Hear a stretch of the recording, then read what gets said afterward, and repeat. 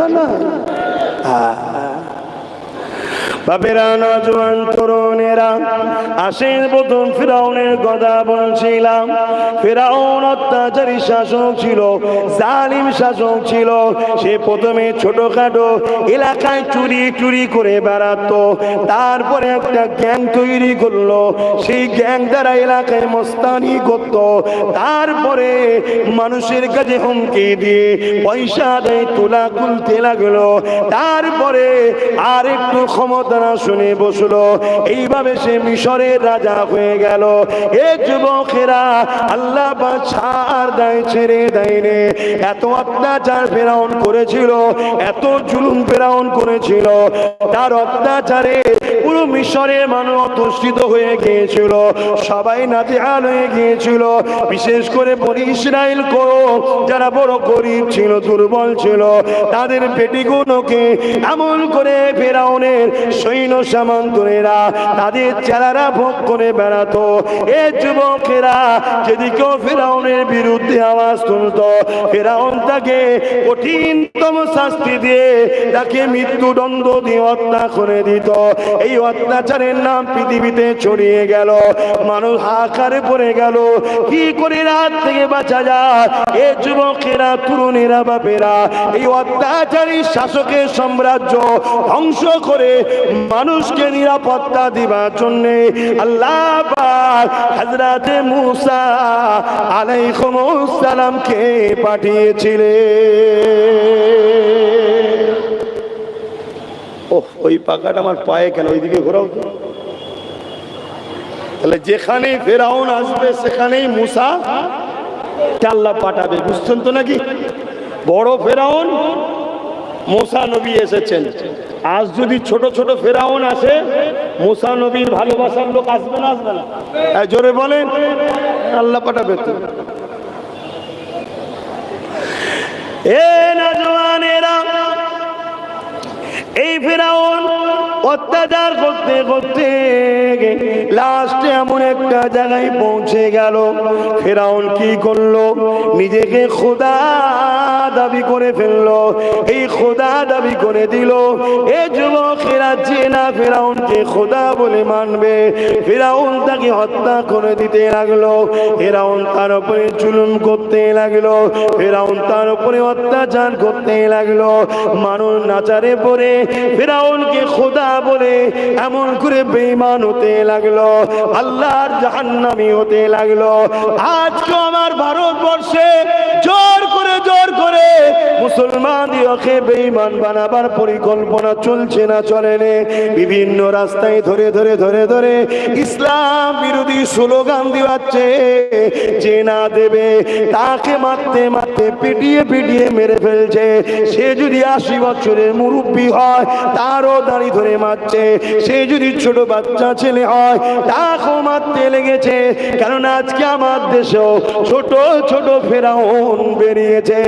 এ যুবকেরা, তাহলে আমাদের করো মুসা নবীর অনুসরণ করে এই ফেরাউনদের বিরুদ্ধে লড়াই করা দরকার আছে না?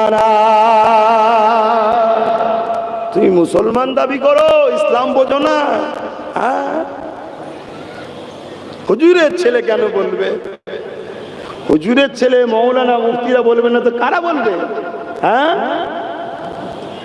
ঘুষখোর, সুদখোর, জিনাখোর, ব্যভিচারীখোর, সমাজ বিরোধী, গরিবের উপরে অত্যাচার করা, গরিবের সম্পদ ঝেড়ে খাওয়া, তারা বলবে নাকি? ইসলামের কথা তো আলেম ওলামা হুজুররাই বলবে, আর ইসলামে যা আছে সবটা বলবে। বলুন তো ইসলামে নাই কোনটা? ইসলামে নাই কোনটা? তাহলে ইসলামে যখন সব আছে, সমাজনীতি, অর্থনীতি, রাষ্ট্রনীতি, রাজনীতি, এডুকেশন নীতি, সম্প্রীতি নীতি, মানববন্ধন নীতি, ধর্মনীতি, সবটা ইসলামে আছে না? আওয়াজ দেবেন, মুখ বন্ধ করে থাকবেন না, বুবা শয়তান করে আল্লাহ কিয়ামত দিন তুলবে। যে জবানে কথা দিয়েছিল আমার দিনের জন্য, হক কথা বলতে পারলি না? বলুন ইসলামে আছে না? না। মুসা আলাইহিস সালাম কে আল্লাহ পাঠিয়েছিলেন। এর আগে আরেকটা কথা বলে দিই, মুসা নবী এই যে আসবে, ফেরাউনকে একজন জানিয়েছে, তৎকালীন সময় তারা ঠারা দেখে কি সব করত, কথা বুঝে আসছে, যে একজন বাচ্চা আসছে, সে তোমার রাজত্ব মিটিয়ে দেবে। শুনছেন তো নাকি? একটা বাচ্চা আসছে তো তোমার রাজত্ব মিটিয়ে দেবে। ফেরাউন ভয়ে টেনশনে পড়ে গেল, একটা বাচ্চাকেই ভয়। যেমন আমাদের মহিলা ফেরাউন একজনকেই ভয়, ওইদিকে ৭৭টা রয়েছে, ভয় নেই, একটাকেই ভয়। এর পিছনে কি করে লাগা যায় দেখ। কথা বুঝছেন না? বলি মহিলা ফেরাউন ভয় লাগছে নাকি আপনার? হক কথা বলতে শেখো। ফেরাউন জুলুম করেছে, ও জুলুম করেছে। তো যাই হোক, ফেরাউন কি করলো, প্রতিটা বাড়ির ধরে ধরে দুটো করে সব প্রশাসন দাঁড় করে দিল, পুলিশ, যে ভাষা আপনারা বুঝবেন, দাঁড় করিয়ে দিয়েছে। কি? পুত্র সন্তান জন্ম হলেই কতল করো। 12,000 শিশু বাচ্চাগুলোকে ফেরাউন কতল করেছে নিজের গদিকে টিকাবে বলে। নিজের গদিকে টিকাবার জন্য বাচ্চাদেরকে হত্যা যারা করে তারা কি বলুন বলুন? গত 2 দিন না 3 দিন আগে 9 বছরের একটা বাচ্চাকে বোম মেরে যারা হত্যা করলো তারা কে? তাহলে মিলছে না মেলে? তোরা তোদের হারামের সাম্রাজ্য তৈরি করছিস, করকে যা, মানুষকে বাঁচার অধিকার দে। ফুটফুটে একটা বাচ্চা 10 মাস 10 দিন কষ্ট করে মা পেটে ধরে দুনিয়ার মুখ দেখলো, পড়াশোনা করছে, আস্তে আস্তে বড় হবে, সে কারো মা হবে, তার পেট থেকে সন্তান হবে, সে সন্তান দেশের বড় বিজ্ঞানী আবুল কালাম হতে পারে, পরবর্তীতে এরকম কিছু হতে পারে। তার স্বপ্নকে ভেঙে চুরমার করে দেয় যারা, তারা সন্ত্রাস ছাড়া দ্বিতীয় কিছু নয়। আর এই সন্ত্রাসকে যে মুসলমানরা বলে আমাদের, এ মুসলমান মুনাফিক বেঈমান ছাড়া দ্বিতীয় কিচ্ছু নয়। চলো তোমার মুফতি মাওলানা নিয়ে আসো, কি করে তোমায় বাঁচাতে পারে দেখি। এখনো সময় আছে, আল্লাহর গজবের হাত থেকে যদি বাঁচতে চাও তওবা করো, পরিবর্তন হও, আল্লাহর গজব আসবে। যাদের পিছনে তোমরা ছুটছো ওদের হাতে আল্লাহ তোমাদেরকে মিটিয়ে দেবে। তাই হচ্ছে, তাই হচ্ছে।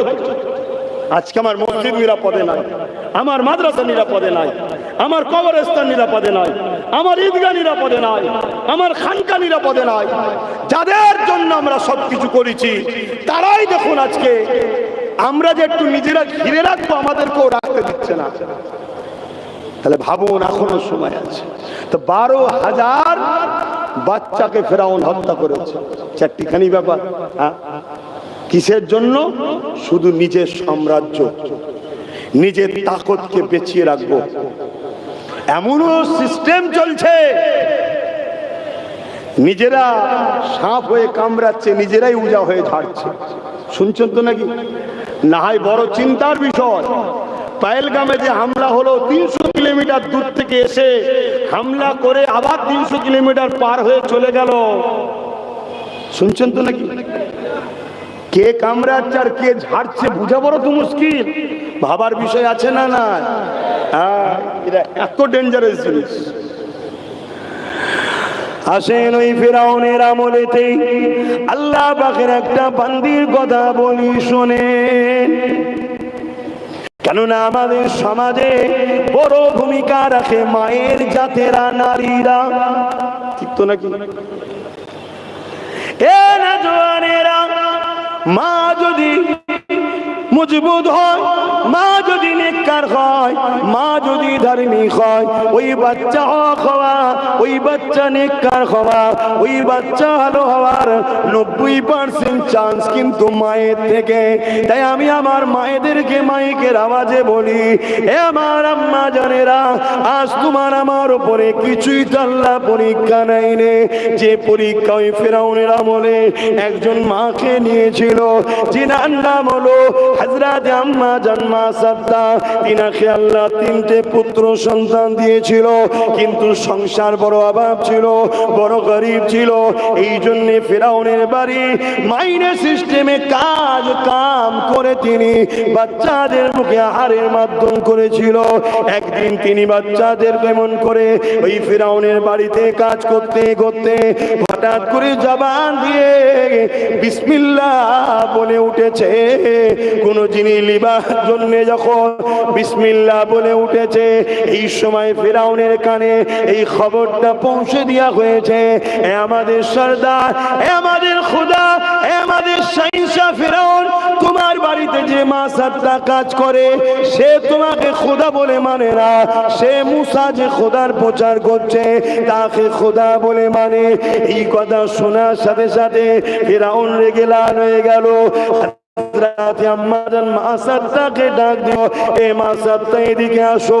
আম্মাজান মাসাদ্দা পৌঁছে গেলে, কি শুনছি তুমি নাকি আমাকে খোদা বলে না মেনে মুসা যে খোদার প্রচার করছে তাকে খোদা বলে তুমি না মানো। হযরতে মাসাদ্দা চিন্তা করতে লাগলো, আমি যদি সত্য কথা বলি এ জালিম আমাকে অত্যাচার করবে, এ জালিম আমাকে মেরে ফেলবে, এ জালিম আমার বাচ্চার উপরে জুলুম করবে। আর যদি আমি মিথ্যা কথা বলি আমার জানটা হয়তো বেঁচে যাবে, আমার বাচ্চা কোন হয়তো নিরাপদে পড়ে যাবে। কিন্তু আমি যিনাকে খোদা বলে মেনেছি সেই আল্লাহ নারাজ হয়ে যাবে। আমার কাছে জান প্রিয় না আমার আল্লাহ প্রিয়? মাসাদ্দা ঠিক করে বলতে লাগলো, এ ফিরাউন, লা ইলাহা ইল্লাল্লাহ मूसा कलिमातुल्लाह, अल्लाह के सिवा दूसरा कोई माबूद ही नहीं। मूसा আল্লাহর প্রেরিত রাসূল, আল্লাহ তিনার সঙ্গে কথা বলেছে। আমি সেই মুসার ঘোষণায় সেই আল্লাহকে মেনে নিয়েছি।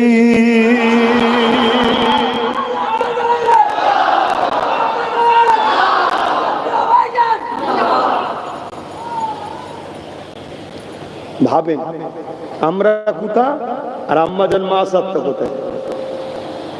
সেদিন হক কথা বললে জানে মেরে দেবে,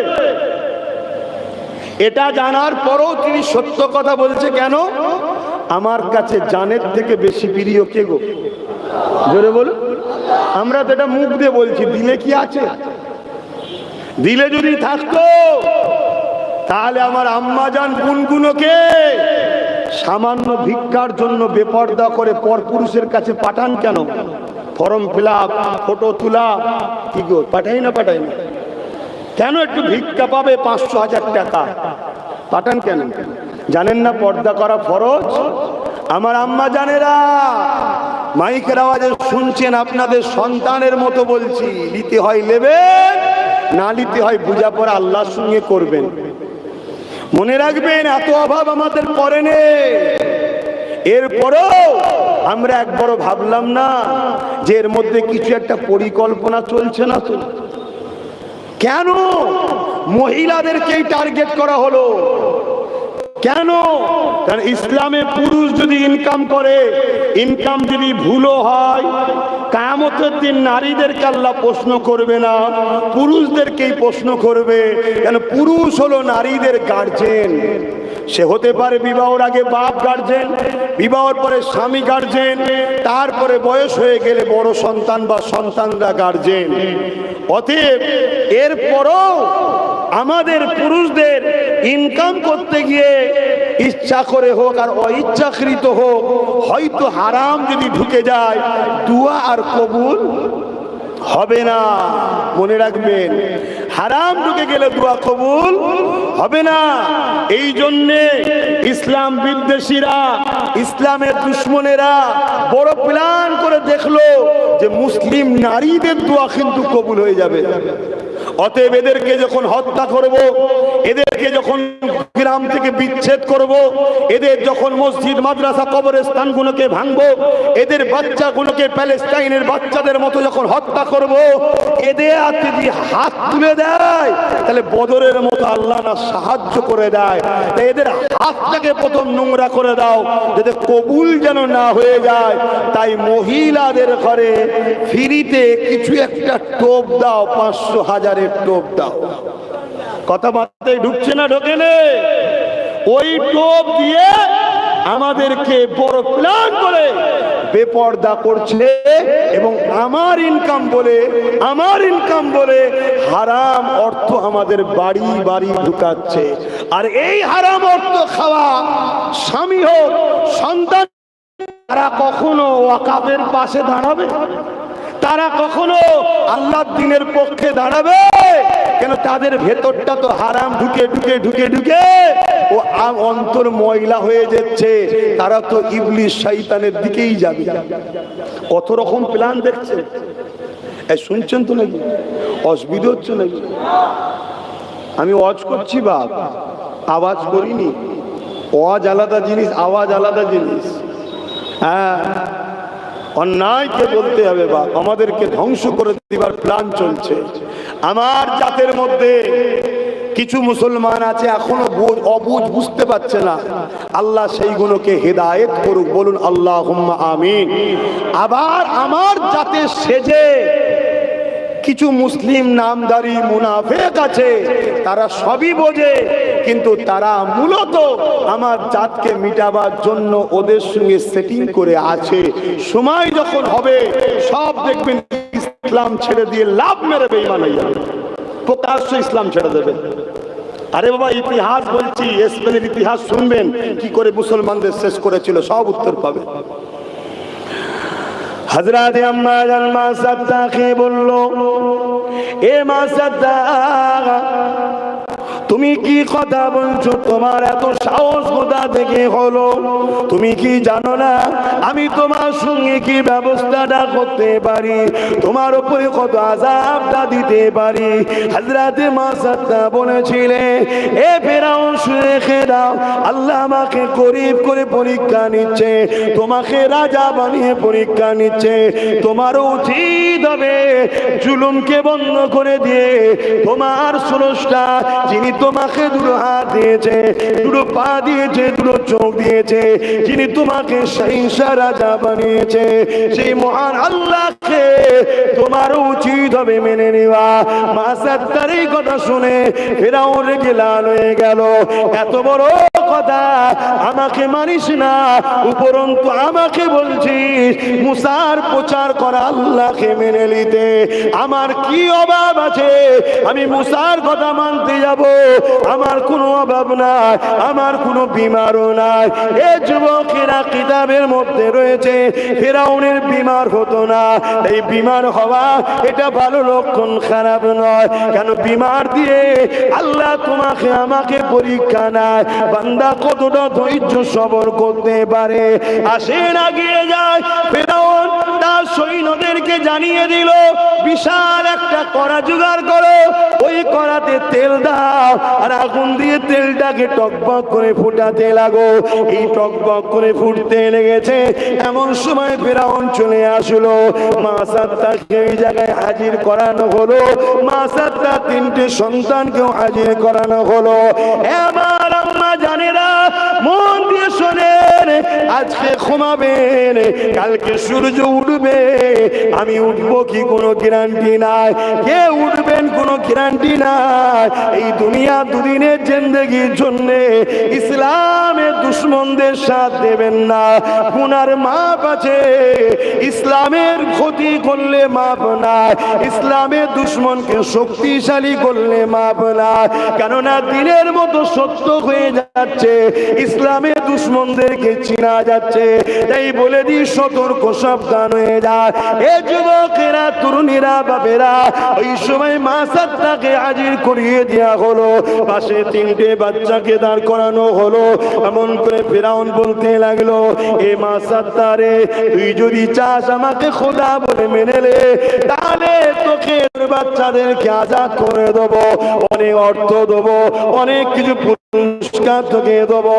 এ মা সাত্তার, আর যদি না চাস, আমার কথা যদি না শুনি, এই গরম করার তেলে এক এক এক করে তোর বাচ্চাগুলোকে সব মেরে ফেলবো।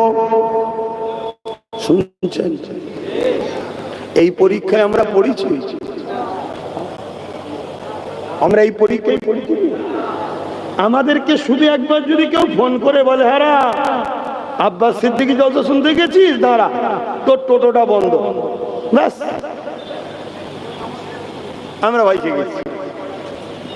আল্লাহ তোমায় তো পরীক্ষা নিতে পারে, দেখি একে 1 মাস না খাইয়ে এ হকের পক্ষে থাকে কি, পরীক্ষা নিতে পারে না? পারে না। আমার কম জলসা কেটেছে, আমার কম জলসা কেটেছে শাসকের লোকেরা। আমি হক কথা বলি, শুনছেন তো নাকি? আমাকে তো আল্লাহ পরীক্ষা নিচ্ছিল, দেখি এর জলসাগুলো কেটে কি করে। তারপরে কত কেস দিয়েছে, দেখি এ কি করে, কত জায়গায় কত রকম অপমান, গালিগালাজ, কত কি করেছে, সবই আপনারা জানেন, সোশ্যাল মিডিয়া দেখছেন তো নাকি? কেন? আমি মনে করি এটা আবার আল্লাহ আমার পরীক্ষা নিচ্ছে। লাও পানিটা নিয়ে লাও আগে।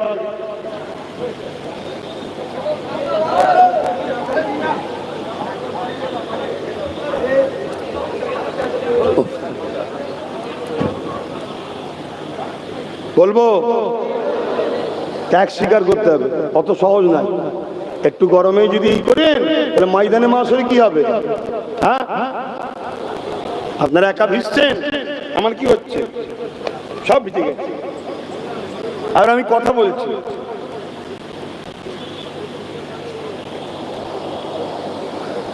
আল্লাহ আপনাকে পরীক্ষা নেবে। ভাই শুনছেন, মা বোন শুনছেন, পরীক্ষা নেবে। সন্তান দিয়ে কিনে নেবে, সন্তান দেবে না, গরিব করবে, বাচ্চার মুখে খাবার দিবার পাচ্ছেন না, বাচ্চা খিদে কাঁদছে, আল্লাহ পরীক্ষা নিচ্ছে, দেখি আমার বান্দি হারামের রাস্তায় যায় কিনা। শুনছেন বাপ? তুমি মনে রেখে দিও, আমার আল্লাহ আমাদের জানের থেকেও আমাদের কাছে প্রিয়। জোরে বলুন সুবহানাল্লাহ। এটা হলো ঈমান। এটা যদি তোমার দিলে থাকে তাহলে তোমার জান যাই যাবে, আল্লাহ বিরোধী কাজে তুমি যাবে না। এটাই হবে তোমার আদর্শ। আর এদিকে আম্মাকে কি পরীক্ষা নিচ্ছে? হযরতে মা সাত্তা আম্মা বলছে, শোন জালিম ফেরাউন, তোর হাতে ক্ষমতা আল্লাহ দিয়েছে, আর আমাকে আল্লাহ পরীক্ষা নিচ্ছে। তুই আমার 3টে বাচ্চা কেন, আমাকেও যদি মেরে ফেলিস আমি মরা পছন্দ করব, আল্লাহ রসুল ছাড়বো না। জোরে বলুন সুবহানাল্লাহ।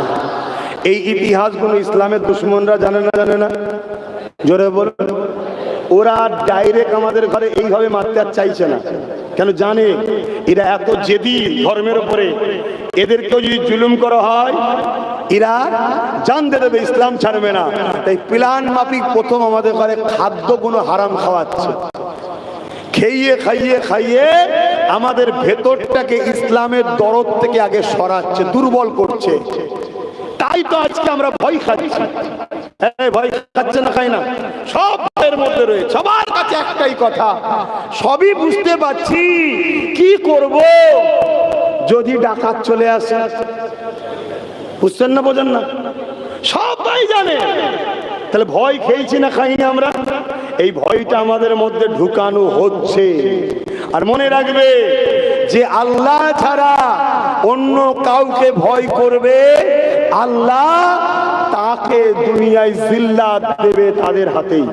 আর যারা আল্লাহকে ভয় করে তাদেরকে কেউ মিটাতে পারে না। জোরে বলুন সুবহানাল্লাহ। মনে রাখবে, মৃত্যুটা বড় জিনিস নয়, মৃত্যু তো হবেই রে বাবা। তুমি যদি ভারতের প্রধানমন্ত্রীও হও তাও তোমার মৃত্যু হবে। আমেরিকাও যদি প্রধানমন্ত্রী হও তাও মৃত্যু হবে, রাজ্য যদি সিএম হও তুমি তাও তোমার মৃত্যু হবে। যত বড় বিশ্বে হও না কেন মৃত্যু হবে না, হবে না। মৃত্যুটা বড় কথা নয়, হিরো মৃত্যুর পরে তোমার চর্চা, তোমার আলোচনা, তোমার কামিয়াবি কোন জায়গায়, জাহান্নামে গেলে না জান্নাতে গেলে, এটাই তো আসল বিষয় নাকি গো? ঈমান, এটাই তো ইসলাম।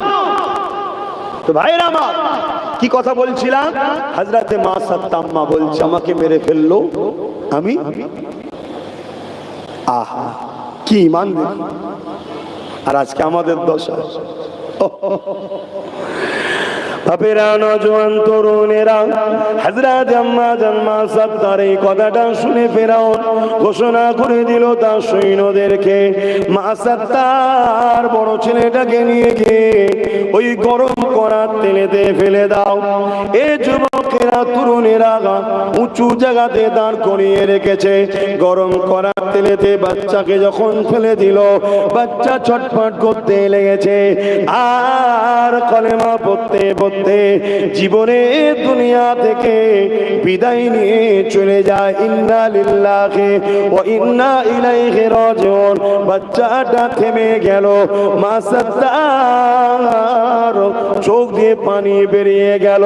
ফেরাউন মনে করলো মা সাত্তার হয়তো ভয় খেয়ে গেছে, এই বলতে লাগলো মা সাত্তারে এখনো দুটো সন্তানও নিজের জানটাকে বাঁচাতে পারবে, যদি তুমি আমাকে খোদা বলে মেনে নাও, আমার দলে চলে আসো। শুনছেন? এইভাবে আমাদের কেমন করছেন, আমাদেরকে কিভাবে করছে বলতে গেলাম, কিভাবে হারাম খাদ্য খাইয়ে। যেমন একটা পরিকল্পনা চলছে রাষ্ট্রীয়ভাবে রেশনের মধ্যে দিয়ে প্রত্যেকটা মুসলমানের ঈমানকে চুরি করার জন্য সরকার আমাদের ইসলামে যে খাদ্যটা ইজাজত নাই, হারাম, সেই খাদ্য বাড়ি বাড়ি দেওয়া হচ্ছে। চেষ্টা চলছে না চলে না? কত বড় বদমাইশ দেখেছেন, কত বড় ইসলামের দুশ্মন দেখেছেন না দেখেননি? এরপরও অনেক আলেম ওলামা, ইমাম, পীর, পীরজাদা এদের এখনো সাফাই গাইছে। তাহলে কি মুনাফিক চিনা যাচ্ছে না যায়নি? ওয়াজ করবো না থাকবে? ওয়াজ একে বলে ওই বাবারা বাবারা বাবারা বাবারা সব ভালো সব ভালো, ওটা ওয়াজের নাম না, ওটা ভণ্ডমি করতে এসছে। সমাজ সে দাও, জানতে দেবে, ছাড়বে না।